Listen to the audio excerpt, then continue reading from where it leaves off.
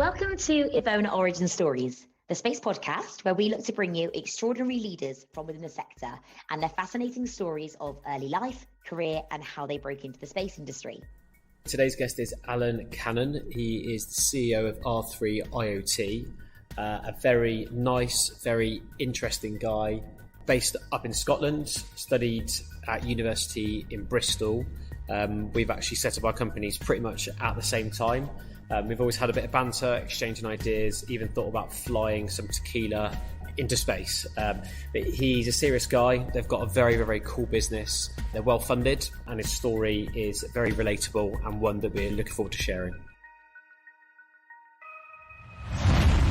So Allan, thank you very much for taking the time out for this podcast. We've known each other for a number of years, which I guess we can come to, but I've been very keen to speak to you on this podcast because I consider you to be somebody that's very relatable for me personally, and I would imagine for a lot of younger people potentially looking to enter the business world. You've whenever I've met you, you've been super personable. So really keen to hear your story. So thank you very much for taking the time out. Thanks, Tom, and thanks very much for having me on. I think it is, yeah, we've known each other for a little while now, and I started the business around about the same time as you started your business, so we've gone on a bit of a growth journey together over the last few years. So great to be on your podcast today to talk about these things and hopefully give some advice to the next generation of space entrepreneurs. Absolutely, yeah. This is all about telling people stories to try to inspire, really. My careers advice at school was fairly limited, and I've always been passionate that a lot of people are lost in their careers because they don't actually know what people do in their jobs, but also they see this kind of wall, A, of being able to enter the space industry, and B, of being able to enter into the normal world of business. And actually, if we can tell people stories, hopefully we can bring that down to earth a little bit. So where did it sort of all start for you then? Were you born in Scotland, or can you paint the picture for me of the early days? Born and bred in Scotland, Central Belt in Scotland, so quite near Glasgow.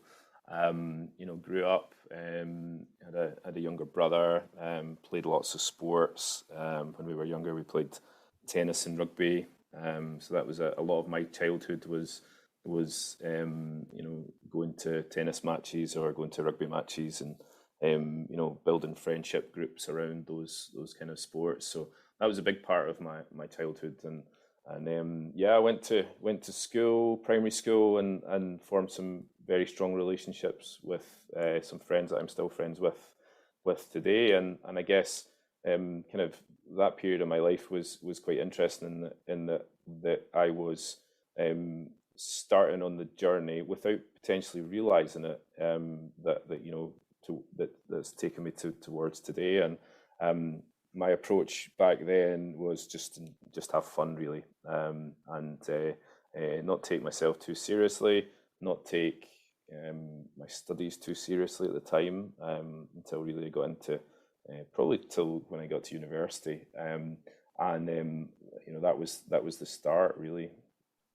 How did you when you made that transition out of school and into university? Are you one of those people that sort of knew what you wanted to do at university, or did you kind of fall into the Absolutely not. It was university for me was a chance to go in and meet lots of really interesting people with the same sort of interest. So I think my choice of university actually was really dictated by something that I enjoyed. So I was very good at sciences when I was at school, and didn't really know what I wanted to do when I left school. So I picked the best grade that I had, which was physics at the time, and I decided I would go and try and study physics. I was very interested in how things work, and interested in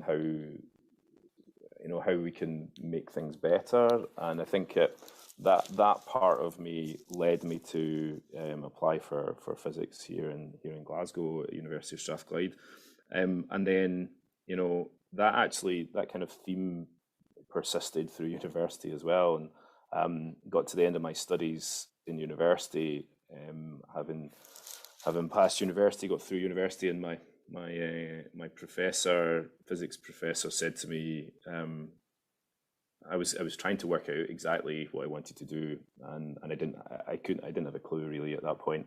I was, didn't really want to go into the world of work, but I was going to look for a job, etc. But professor said to me, Alan, we've got this new master's course in RF science and engineering. Would you like to do it? And I said to him, I'm not really sure. I'll have a think about it. And then he said, it's fully funded, so you get a bursary for it.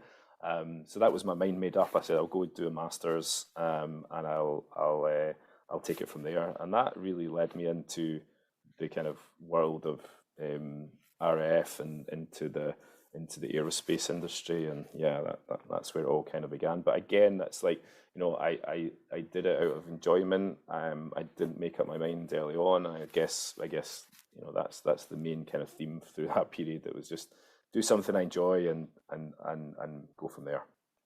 Yeah, it's really good advice. I never really knew what I wanted to do with mine. I went to university. I loved music. I was in a band, and I loved business. So I put the two together and did a load of courses on that. Turned out one of my courses was actually on disco. So it probably wasn't as structured as yours, but I just feel like you sort of find yourself when you are at university. So when you when you were at university, did you always sort of knew that you might set up your own business one day, or were you very much in the world of, you've done your masters, now let's find a sort of program to go into? No, I didn't know I would find myself in business, and it was really interesting because I actually reflected on a period of my school career when I was at school, and it was in fifth year at at school, and I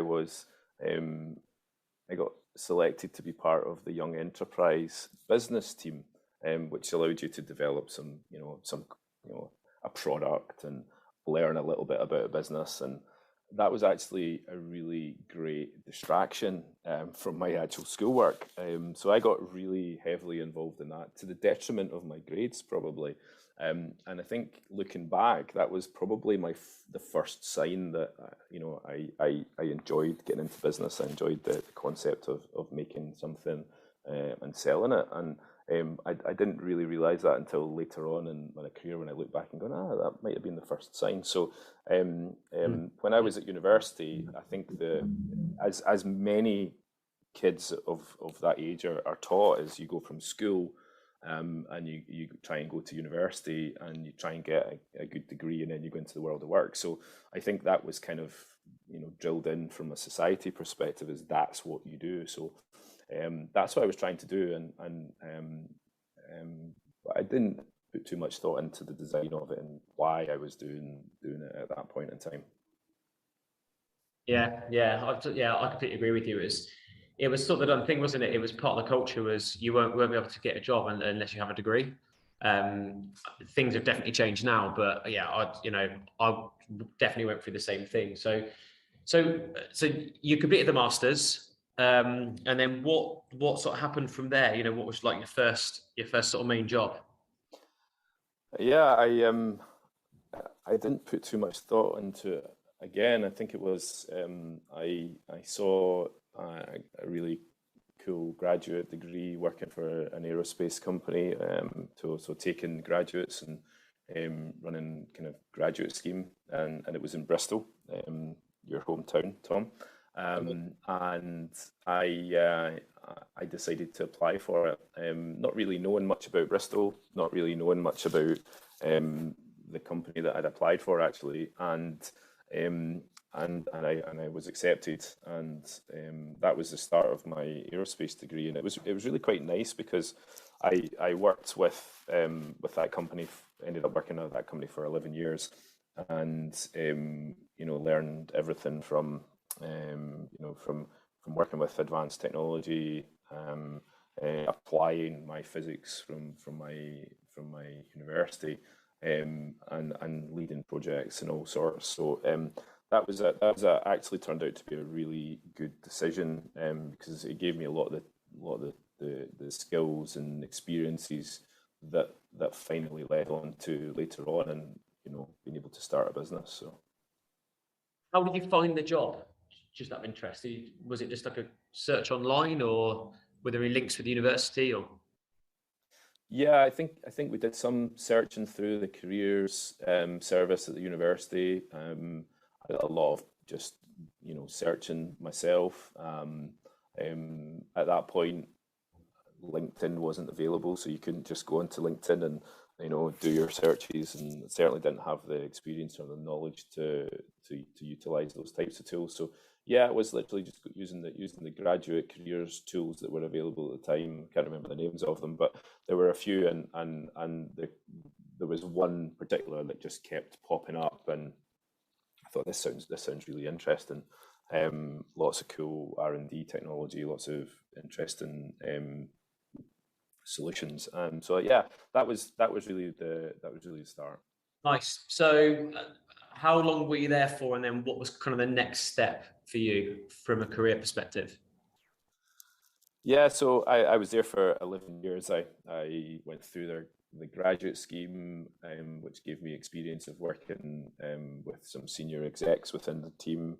I got involved in business development. I got involved in early stage trials of technology in far off places over in the US, and various other places, and started to get involved in leading early stage projects, early stage technology, taking it from kind of concept through to early stage prototypes, and then demonstrating those with potential customers. So that was a really interesting period, and I ended up staying there for 11 years. And by the end of that 11 years, I basically started doing more on the kind of business and stakeholder management side of running projects, and running quite large multi-million-pound projects at that point in time. And that I really started to understand where my strengths were, and started realizing that at that point it was like really working with people and managing people, and helping get the most out of people. I managed to do some graduate mentorship and undergraduate placements and things like that, and I started to get you get a lot of satisfaction by seeing somebody go through their career in those early stages. So that was kind of there. So I was there for 11 years, and then from a family perspective, we decided that time to move back to Glasgow. I was away from my family for 11 years, and wanted to move back. I'm very close to my brother, so I decided that it was probably time to move back and be close to them as we both started family. So they took the decision to move back. And actually, a bit of a funny story around that is, both myself and my wife, we sold our house, bought a house, and quit our jobs before we had jobs up in Scotland. So we put a bit of pressure on ourselves to come back to Scotland and find jobs. And luckily, I landed on my feet and got a very good job with Clyde Space in the space industry. And yeah, the rest is history on that one. Were you aware of the space industry before you got that job? I mean, I'd assume so. If you were looking at aerospace, but were you aware of kind of the commercial new space? Because obviously, with Clyde, they were fairly early in, I think, with the concept. So yeah, were you aware of it sort of in depth, or did it just happen? I didn't realize how big it was and how much activity was going on across not only Scotland and the UK, but worldwide, and what this kind of new generation of space companies that were utilizing some really interesting new technology. So I was aware of Clyde Space. They were getting a lot of good press at the time, and I thought that if I move into any other company, I want to try and move to somewhere that's doing some exciting technology, working in an exciting area, and I felt that was going to be a match to my skills and my ambitions, to kind of stay within technology, but also be involved in a growing business as well. Yeah, nice. What did your family say when you said that you were going to go work in the space industry? Yeah, I guess it was interesting because I've always been involved.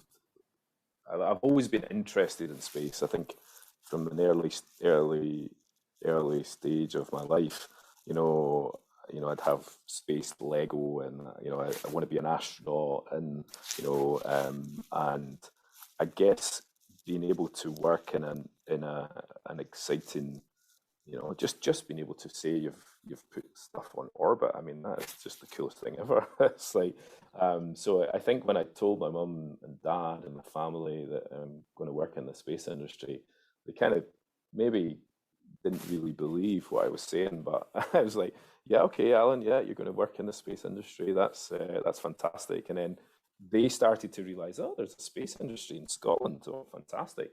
And you're actually putting things, up into space and or in orbit. So that was fascinating for them, and I guess it took them on a really interesting journey as well. And they became really interested in learning about what I was doing, and it's an exciting industry, and there's so much happening in it. So there's so much to talk about, and I think it's over the last decade, it's completely transformed, and people are starting to realize that there's so much activity in various different areas of space. Is so exciting. So yeah, that was a quite a nice period to start to educate people about what was going on. Yeah, absolutely. I think that initial reaction is always like, right, okay, then. And then actually when you start to uncover it and you really start to think about it, so many companies are theoretically space companies. And the growth's exponential, isn't it? And that, again, that's part of this. We are going to run out of people, so we need to bring that wall down of people thinking that it's just astronauts, because it's absolutely not. It's cool companies, often with an amazing culture. I'm not sure why, pretty much unanimously across the space industry, the culture is amazing. I just wonder whether, because a lot of what people are doing is either putting things in space or they're taking information from space, it makes you quite humble, makes you realize kind of how small Earth is. But yeah, that's always a huge part of it for us. So you're at Clyde Space, and then so let's talk about where the idea for the startup really came. Yeah, that's so I was 2.5 years at Clyde Space, and Clyde Space were acquired and merged with AEC Microtech from they were listed on the Nasdaq North. So I kind of realized that it was maybe time to scratch the itch, and because I had become aware in very short space of time of all the opportunities in the space industry, there was a lot of investor money going into various different startups across the world. I was exposed. The role I had was head of missions, so I was not only responsible for the technical side of missions capability within the business. So that was designing the spacecraft, and the team that looked after that, the mission design analysis, and then the operations side of the business, once the satellites are on orbit. So I not only got involved in managing that side, I got involved in business development stage as well, which was working closely with the business development team, with potential and current clients who would come in with their requirements of what they wanted. And it was clear at that early stage that you started to appreciate how startups work in the space industry, and especially if you're putting satellites onto orbit. So I got the chance to work with some fantastic early stage startups, Kepler, for example, we worked very closely with Kepler when they put their first satellite on orbit, and I'm still friends with a lot of the guys in Kepler to this day. So that was an exciting time of certainly of my career. But you became very aware of the fact that startups they come up with an idea, they go out and they try and validate that idea with a set of experts, find some funding, and if you're putting up a satellite, you put up one satellite and you prove out the technology, and then you go to investors and you get some more money. So it was quite an interesting. I started to see that and thinking, this is something that potentially I could do, and certainly something that interests me. But I didn't really know exactly where I would start the business, but I knew I wanted to do something. So yeah, and then started to become very aware of IoT and using satellites to move IoT data, and was very aware that there's a lot of companies putting up new IoT constellations, and I felt that there was this is when started working with Kevin Quilly, my co-founder, CTO, started realizing that there was a huge gap in the value chain, which was focusing on the ground technology and the cloud infrastructure that allows organizations to easily leverage space assets, space communication assets, to deploy very resilient IoT and digital solutions, and that's really where we decided to focus. And the more we talked to partners in the European Space Agency and UK Space Agency, and likes of Scottish Enterprise and some of the economic support organisations in and around the UK, we started to realise this was a really good opportunity, and that we had to give it a go, which was very scary, but we did it. Yeah. It is scary starting, but when you look back, often it's the best decision ever made, really. So can you kind of can you paint a picture of when the business was kind of incorporated in its first days? Like, did you guys have an office, or were you just at home? Like, had you already ironed out what roles you were going to do, or could you sort of paint the picture of the very start? Yeah, those early days were so scrappy. It was really let's develop the idea, see if we can break the idea. We spent the first 3 or 4 months trying to break the idea. We wanted to be certain that this was something that had legs and could go somewhere. So yeah, those early stages, no office, working out of coffee shops in and around Glasgow, trying to understand where the support would come from, so financing, where we would get the advice from, what was the ecosystem, startup entrepreneurial ecosystem like in Scotland. So that was a really interesting time, and we gave ourselves 6 months. We managed to scrape together some funding, and we gave ourselves 6 months to see if we could break the idea, and if we didn't break the idea, then we would have a go at it. So yeah, nervous times, but also very exciting times, because we were at that very early stage where the ideas were coming. We were working through them, we were validating assumptions, lots to talk about. But yeah, just the two of us working from cafes and then trying to make ends meet. So going out and doing a little bit of consultancy here and there, utilizing the skills that we had, developed over the years. So that was something that we were, able to do, and we did that whilst working on the idea. So you guys were fully self-funded right at the start. Then there was sort of no external funding in the early days. For the first 9 months, we funded it ourselves. We were able to scrape together that funding, and then we were able to we got onto what was called the High Growth Ventures portfolio with Scottish Enterprise. So that allowed us to work up an early stage feasibility grant for the business, and that allowed us to take on our first team member and start developing the technology. So we didn't actually start developing technology for about 12 months. It was all we knew what we needed to do on the tech side of things. That was our comfort zone, essentially.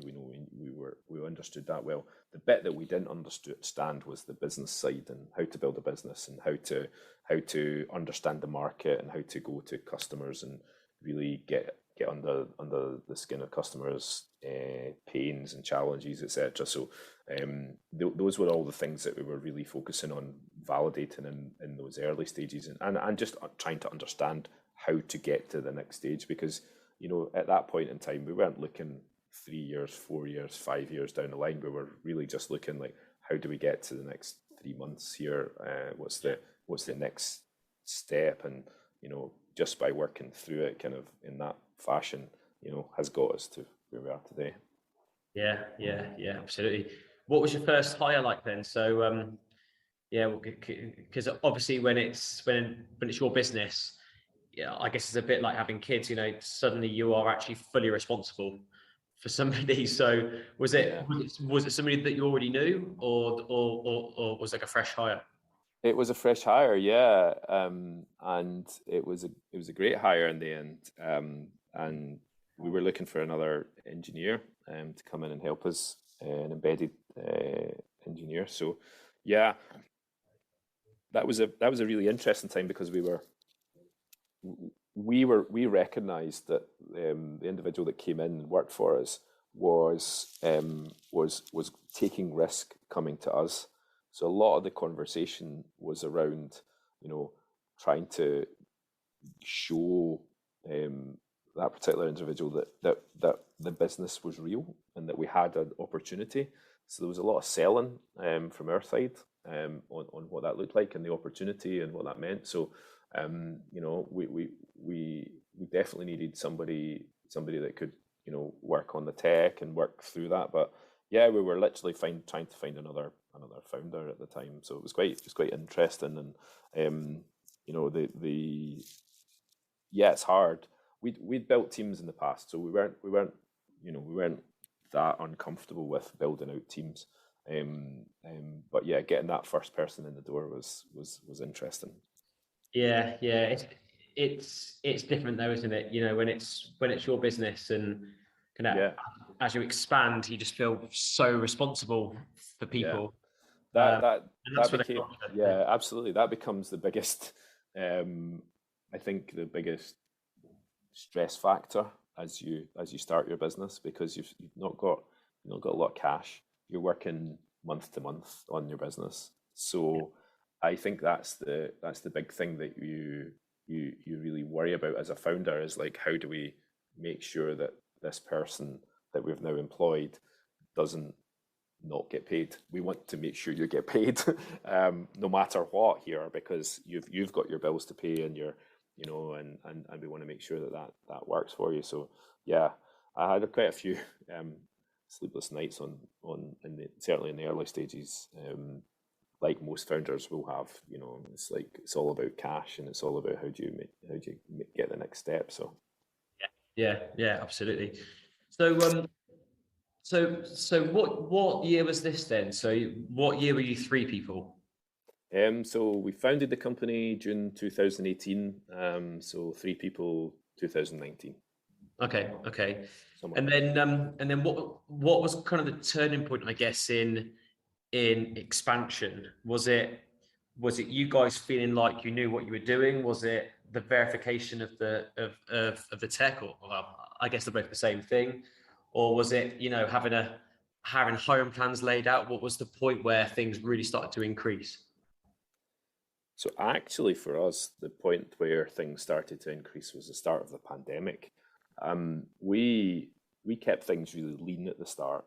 We kept things really focused on building out the tech and making sure that the the tech was going in the right direction, and that takes time, Tom. It's not, and it's expensive to build out tech. So we made sure that we were, working with partners as much as possible as well. So rather than necessarily build a lot of capability at those early stages before we'd proven the concept, we did a lot of working with suppliers and partners. So we worked with one of the innovation centres here in Glasgow, Census, who are an IoT innovation centre. So that was a really good early stage partnership that helped us, get access to good engineers who could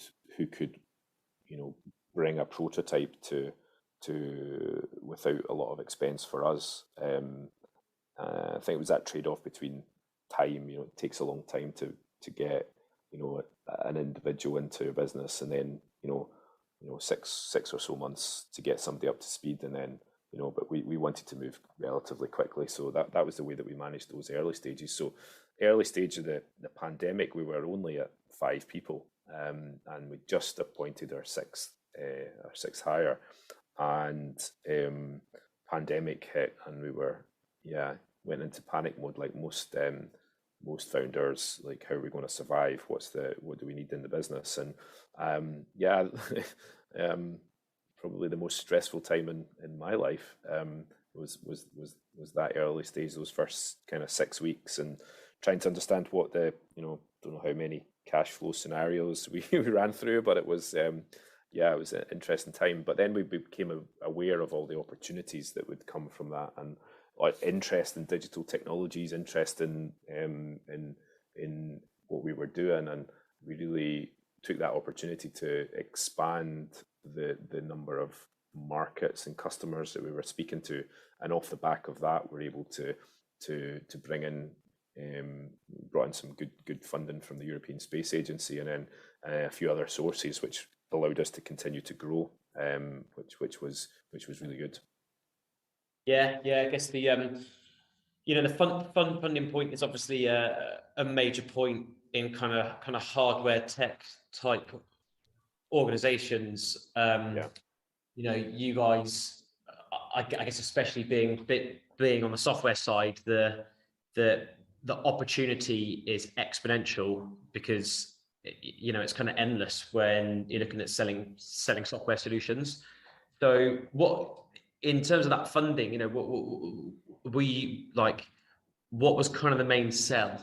And because there'll be so many people out there that are thinking about setting up their own business, and they've probably got an idea, but it's that funding part that is like, right, where the hell do I start with that? And and I know that there's significant amounts of funding available for good ideas, but lots of people don't know that. So could you talk through the process of that, and what was it like? Did you speak to hundreds of people and you actually loads of presentations, or because that's what I think in my mind when I think of funding. It's like the founder having to fly all over the world and speak to thousands of investors until you find the right one. Was that what was that process like? Well, at that point, I kept a lot of my focus on UK. I hadn't quite started to think about kind of US and further afield. There's quite a healthy funding ecosystem for startups in Scotland and in the UK. Yeah, so there's a lot of access to R&D grants. Innovate UK is very good. Scottish Enterprise is very good. There's lots of good various different funding available specifically to very early stage companies. So although there's a lot of risk there, that's a really good way to get to fund them. Some of them have like really quite challenging applications, etc. But that's what we do. So we had to go out and learn all this, and luckily we had some good advisors and they could point us in the right direction. But those early stages are you've got to understand where to fund. I mean, we have a hardware enabled software company. The hardware bit is the bit that's the really, really difficult bit. It's the get that right first, and then everything else will come from it. So, and that takes time. Product development, hardware product development is not easy, and but once you've got that technology and you've got it in a form that's scalable, everything else will come from that. So yeah, so we've built out that with support from the European Space Agency, support from Census Scottish Enterprise, various other funding bodies. So it's you need to know where to look, but there's lots of money out there for those types of early stage businesses. Yeah.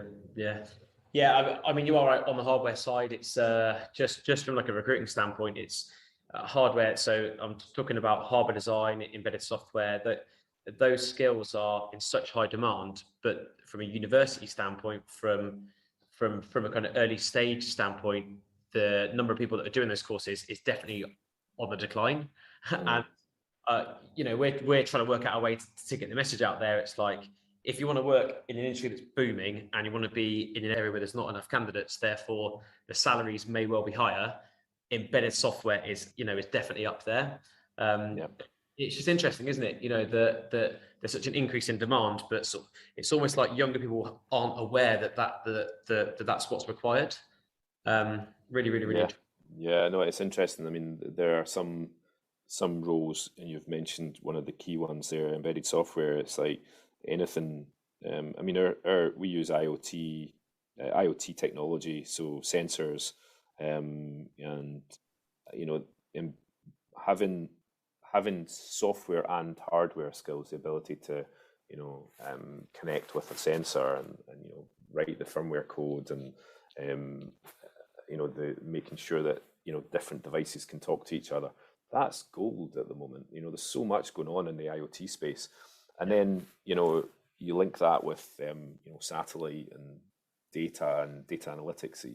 It's actually, for us, we need a lot of different skills within our business to make the whole system work. So it's that's been a big challenge, and yeah, you're right. There's some of these are very hard to recruit for. Yeah, certainly. Yeah. All hardware is likely to be alive soon. The chair that I'm sat on will soon probably be. We'll probably have some software in it of some description. So yeah. And you can't do that with that embedded software. So probably a subject for another day, because that is definitely an issue that needs to be tackled. So let's sort of fast forward then to the here and now. So you guys are obviously doing very, very well.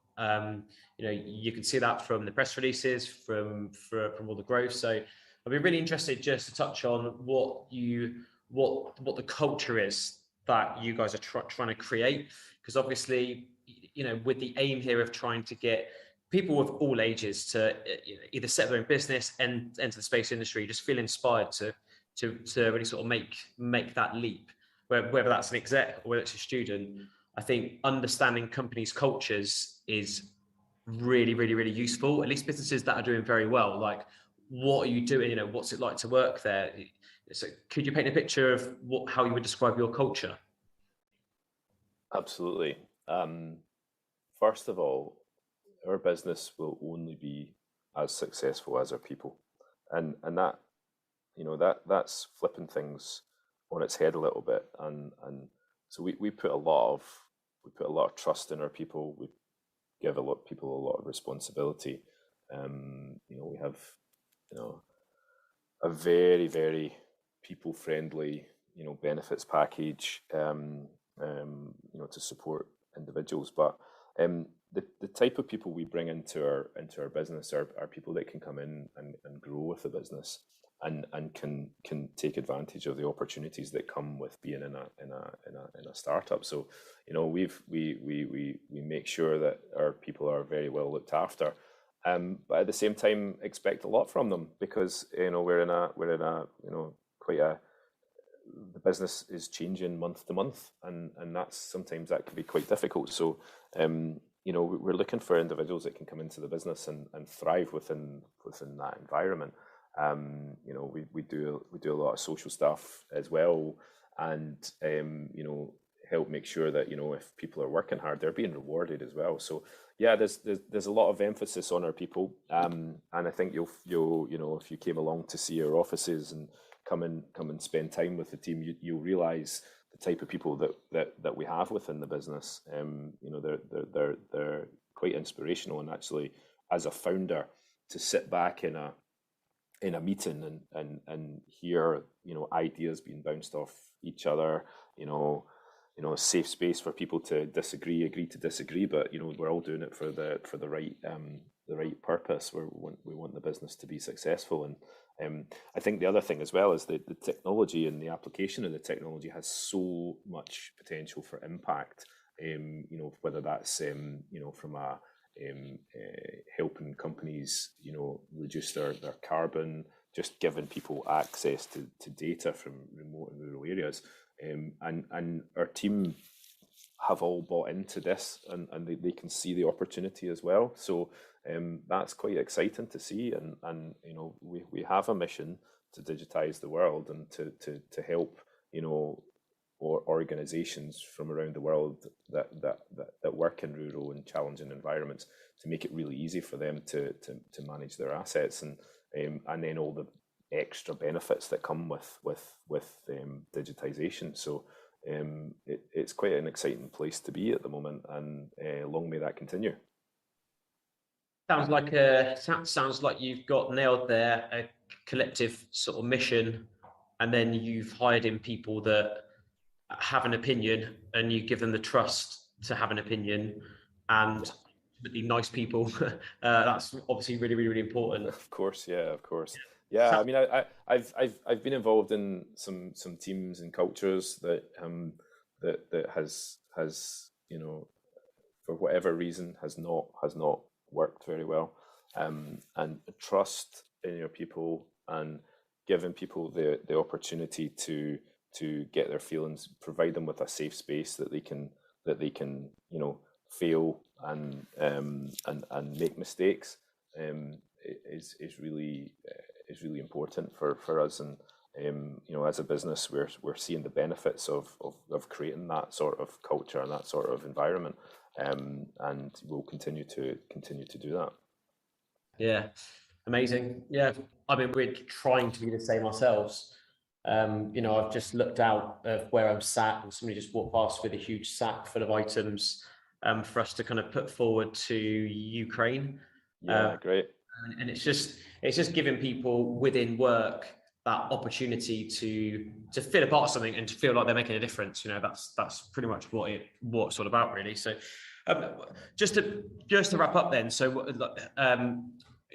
quite an interesting question, quite a hard one to answer, really, but what would you say is the best and worst advice that you've received? Probably keep it to business. Yeah, what would you say? I had a really good mentor when I was at the first big aerospace company that I joined, and what he said to me was, try and reflect on a daily, on a weekly, on a monthly basis. Look back and learn from, you know, your various different experiences. And he taught me how to journal and how to start to think about, you know, what went well, what didn't go so well. And that stayed with me all the way through. So learning, becoming very self-aware of what you're good at and what you're not good at as well, because, you know, then you can start to understand which areas you can work on. So that, for me, that's probably something that was one of the best pieces of advice I've had, like, from a career perspective. Worst pieces of advice? Oh, I don't know about that one. That's an interesting one.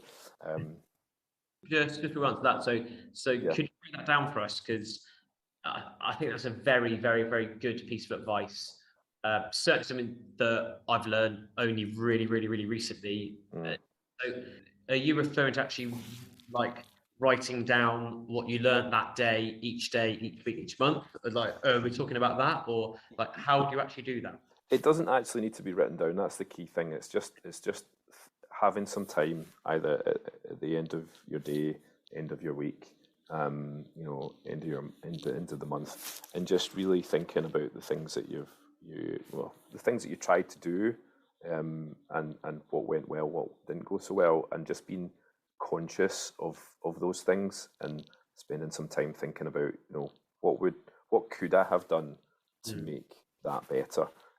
What's the thing that I can improve on, and then consciously, going after those things and starting to address some of the things that you might want to improve upon. I think that's a big a big focus, and something that lots of people can learn about.